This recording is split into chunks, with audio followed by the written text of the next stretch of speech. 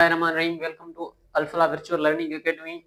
अज टियों क्लास है कंप्यूटर साइंस जो कंप्यूटर जा जेका मोस्ट इंपॉर्टेंट टॉपिक्स आहिन उन्हनि खे समझंदासीं। अॼु जो जेको टॉपिक आहे उहो आहे कंप्यूटर मेमोरी। तो मेमोरी छा हूंदी आहे उनखे सम्झूं था, उन जा टाइप जेके आहिनि ऐं उन सां जेके ज़रूरी जेके एमसीक्यूज़ अची सघनि था उन्हनि खे डिस्कस कयूं था।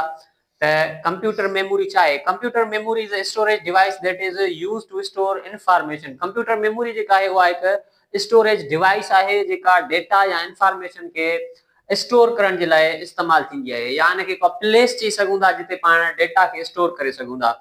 उन जा ॿ टाइप हूंदा आहिनि। मेन जेको आहे सो मेमोरी जा ॿ टाइप आहिनि, हिकिड़ो आहे प्राइमरी मेमोरी, ॿियो आहे सेकेंडरी मेमोरी। अच्छा, प्राइमरी मेमोरी जेका आहे उनखे मेन मेमोरी चयो वेंदो आहे ऐं ही मेमोरी जो उहो यूनिट आहे जेको सीपीयू सां डायरेक्ट कम्युनिकेट कंदो आहे। मेन मेमोरी जा वरी जेके पार्ट आहिनि उहे उन्हनि में हिकिड़ो आहे रैम ऐं ॿियो आहे रोम। अच्छा, रैम जो जेको फुल फॉर्म आहे उहो आहे रैंडम एक्सेस मेमोरी ऐं रोम जो फुल फॉर्म आहे रीड ओनली मेमोरी।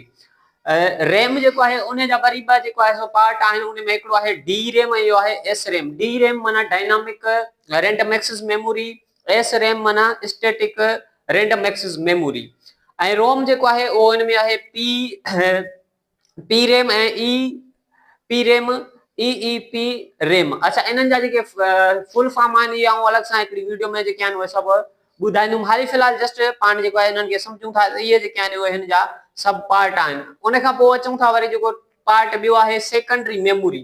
त जेका सेकेंडरी मेमोरी आहे उनखे परमानेंट स्टोरेज चयो वेंदो आहे। अच्छा, हाणे रैम जेको आहे उन में पाण डेटा जेको स्टोर कयूं था, जेका प्राइमरी मेमोरी आहे उहा परमानेंट न हूंदो आहे, उहो थोरे टाइम जे लाइ हूंदो आहे। जीअं ई पंहिंजो सिस्टम ऑफ थियो तीअं उनजो जेको डेटा हूंदो उहो ऑटोमेटिक डिलीट थी वेंदो।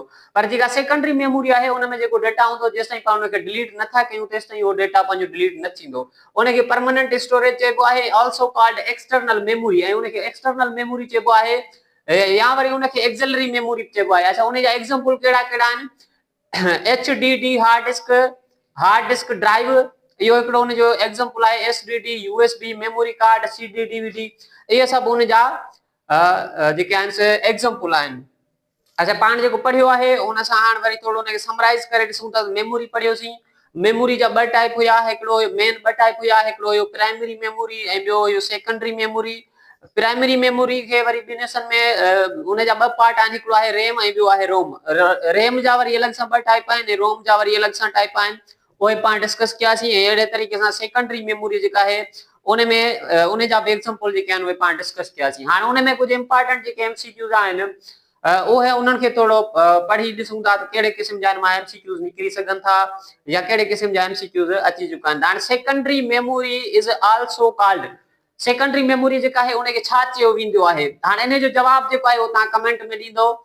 रोम स्टैंड फॉर, रोम जो फुल फॉर्म छा आहे इन जो जवाब तव्हां कमेंट में ॾींदो। विच memory stores data for short time, कहिड़ी मेमोरी आहे जेका डेटा खे थोरे वक़्त जे लाइ स्टोर कंदी आहे?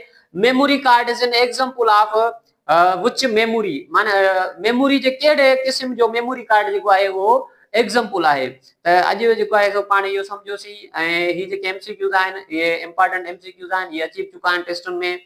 ऐं उन खां अलावा जेको आहे सो नेक्स्ट जेका वीडियो ईंदी उन में पाण को ॿियो टॉपिक खणंदासीं, उन ते डिस्कस कंदासीं। Thanks for watching.